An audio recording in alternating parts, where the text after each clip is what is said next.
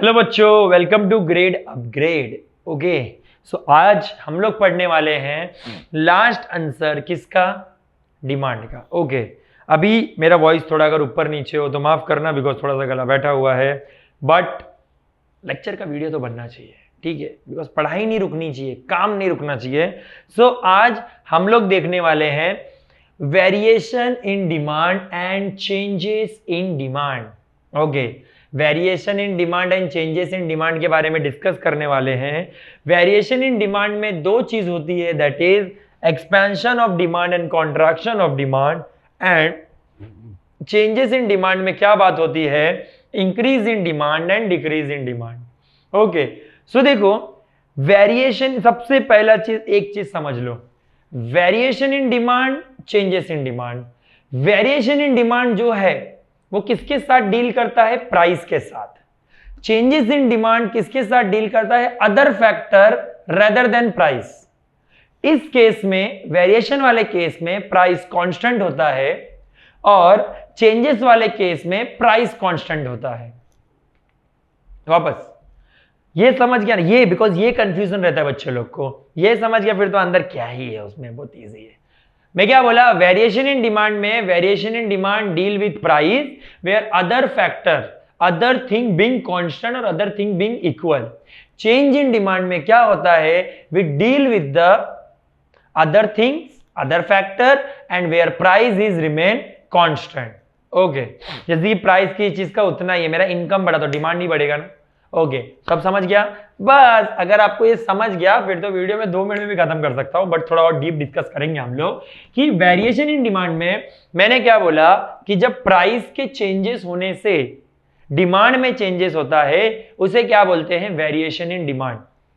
अब तुमको नाम पढ़ के तो समझ में आता ही हो, एक्सपांशन ऑफ डिमांड मतलब क्या, एक्सपांशन मतलब बढ़ना। अब तुम ही मेरे को बताओ डिमांड कब बढ़ता है, जब प्राइस गिरेगा, ठीक है, बहुत बढ़िया। ओके, अब कॉन्ट्रैक्शन ऑफ डिमांड, कॉन्ट्रैक्शन मतलब होता है डिमांड का कम होना। अब डिमांड कम कब होगा, जब प्राइस बढ़ेगा।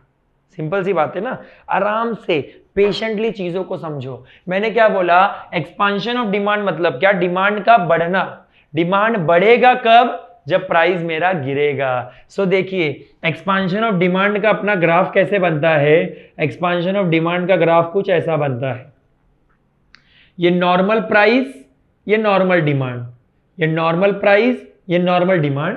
एक्सपांशन ऑफ डिमांड है, डिमांड बढ़ना चाहिए। सो डिमांड कब बढ़ेगा, जब प्राइस गिरेगा ना। So new price where new demand.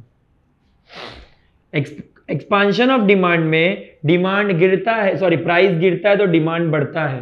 But एक चीज याद रखना, expansion of demand means variation in demand में जो कर्व होता है मेरा, वो कर्व पूरे के लिए क्या होता है, सेम होता है। जो कर्व होता है वो क्या होता है, सेम होता है। देखो वहां पे लिखा भी है, expansion of demand prefer to the rise in the quantity demand due to falling price alone while other factor like taste, income और the consumer size of the population etcetera remain unchange. Demand move in the demand direction और the same demand curve, this expand with the help of the following figure 3.7। वहां पे देखो चीजें आपको दी हुई है और सेम देखिए यही बना है, ठीक है। अब देखिए उसके बाद आता है contraction in demand. Contraction in demand में क्या होगा, कॉन्ट्रैक्शन का मतलब ही क्या होता है, डिमांड क्या हो रहा है, कम हो रहा है, ठीक है। कॉन्ट्रैक्शन इन डिमांड में क्या होता है कि डिमांड मेरे लिए क्या हो रहा है, कम हो रहा है। तो समझिए ये है मेरा ग्राफ, ये प्राइस और ये क्या है मेरे लिए क्वांटिटी डिमांड। डिमांड, ये डिमांड है ना, ये प्राइस है। डिमांड मेरा कम होगा। अब डिमांड कम कब होगा, समझा बेटा, जब प्राइस बढ़ेगा तो डिमांड अपने आप क्या हो जाएगा, कम हो जाएगा। जब प्राइस बढ़ेगा तो डिमांड क्या हो जाएगा, अपने आप कम हो जाएगा। इसे क्या बोलते हैं हम, कॉन्ट्रैक्शन इन डिमांड बोलते हैं। और अगेन कॉन्ट्रैक्शन इन डिमांड में भी जो डिमांड कर्व होता है वो क्या होता है, सेम होता है। ये क्यों बता रहा हूं, बिकॉज ये इंपॉर्टेंट पॉइंट है, उसमें लिखना ही चाहिए, ठीक है। सबको समझ गया, वेरिएशन इन डिमांड समझा, किसी को प्रॉब्लम। मैंने क्या बोला, वेरिएशन इन डिमांड में क्या होता है, वेरिएशन इन डिमांड में मेरे क्वांटिटी डिमांड में चेंजेस आते हैं due to changes in a price. Expansion in demand means क्या?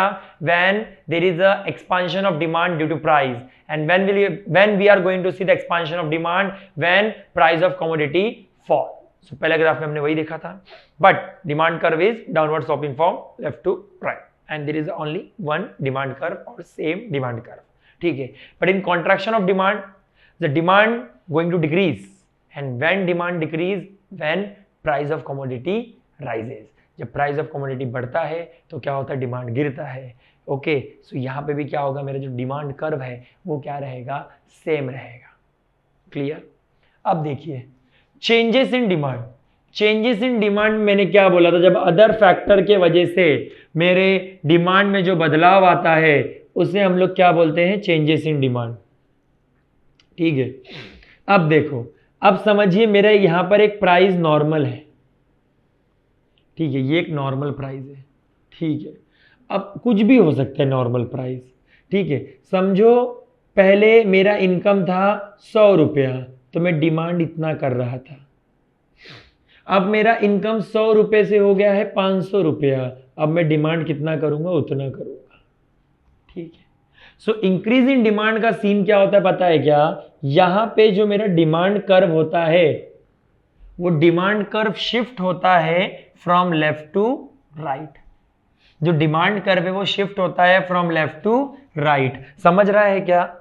ओके, सो मैं क्या बोल रहा हूं? इंक्रीज इन डिमांड में क्या होता है कि प्राइस कांस्टेंट रहता है ना। इसके लिए देखो ना तुम लोगों, प्राइस कांस्टेंट है, इसके वजह से जो प्राइस का जो मैंने लाइन बनाया, कर्व बनाया, which is horizontal to X axis, because if anything is remain constant ना, वो क्या होगा? सीधी जाएगी ना। Okay, so price is remaining constant. So मैंने इसलिए देखो ना इनकम का एग्जांपल लिया, तुम कोई भी अदर फैक्टर का एग्जांपल ले सकते थे, ठीक है। मुझे कोई चीज पसंद नहीं है, 5 मतलब समझो प्राइस की चीज का 10 रुपया है, ठीक है। समझो मैंने वड़ा पाव ले लिया, वड़ा पाव का प्राइस क्या है? 15 रुपया है। मुझे वो चीज पसंद नहीं है, ठीक ठीक पसंद है, तो मैं 2 वड़ा पाव खा रहा हूं। अब अचानक से मेरे को अच्छा लगने लग गया, तो उसी प्राइस पे मैं क्या करूंगा? अपना डिमांड बढ़ा लूंगा। तो यहां पर क्या बोला है? प्राइस में तो बदलाव नहीं आया ना, there is no changes in price, but फिर भी किंतु परंतु क्या हो गया? मेरा डिमांड बढ़ गया। ओके, इसे बोलते हैं increase in demand. Now we are going to see decrease in demand. What we are going to see? We are going to see decrease in demand. अब डिक्रीज इन डिमांड में क्या होता है? डिक्रीज इन डिमांड में होता है जब मेरा डिमांड, समझो ये मेरा प्राइस है, ठीक है। अब इस प्राइस पे समझो मैं इतना डिमांड कर रहा हूं।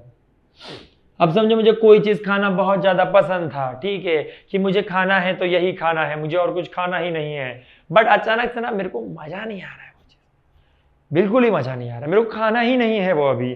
तो मेरा अभी क्या हो जाएगा? जो डिमांड है वो कम हो जाएगा, जबकि प्राइस में तो कोई चेंजेस भी नहीं आए, ठीक है। तो मतलब पहले मेरा जो कर्व था वो ये था, अब कर्व क्या हो गया? Means there is shift from left to from right to left. और यहां पे चेंजेस इन डिमांड में जो मेरे कर्व होते हैं वो दोनों ही क्या होते हैं? अलग अलग होते हैं, ठीक है।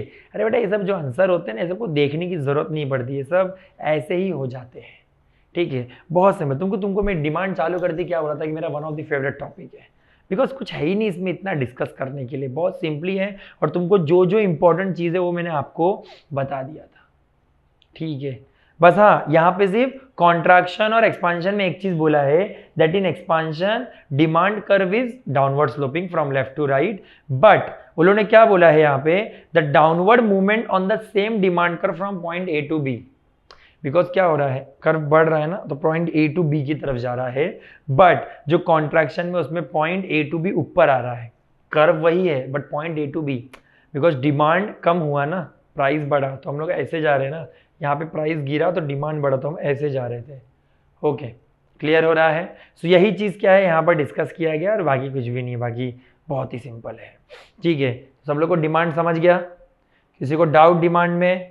ओके, सो अब देखिए थोड़ा सा पोस्ट क्रेडिट सीन आपको समझा देता हूँ, which is elasticity of demand.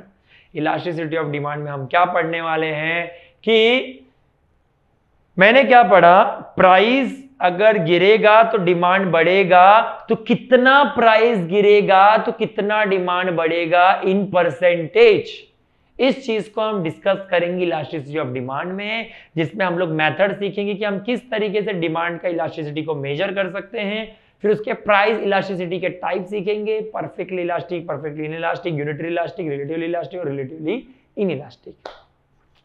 सारे पॉइंट्स कवर होंगे उसमें, बस आपको पढ़ाई करना है। ओके, तो चलिए फिर नेक्स्ट वीडियो में मिलेंगे, अपने नेक्स्ट लेक्चर में मिलेंगे एक न्यू टॉपिक के साथ और एक न्यू सब्जेक्ट तो नहीं बोलूंगा, सब्जेक्ट तो पुराना ही रहेगा। ओके, सो चलिए फिर नेक्स्ट वीडियो में मिलते हैं। लाइक शेयर सब्सक्राइब कर दीजिए चैनल को, और till then take care, bye bye, thank you.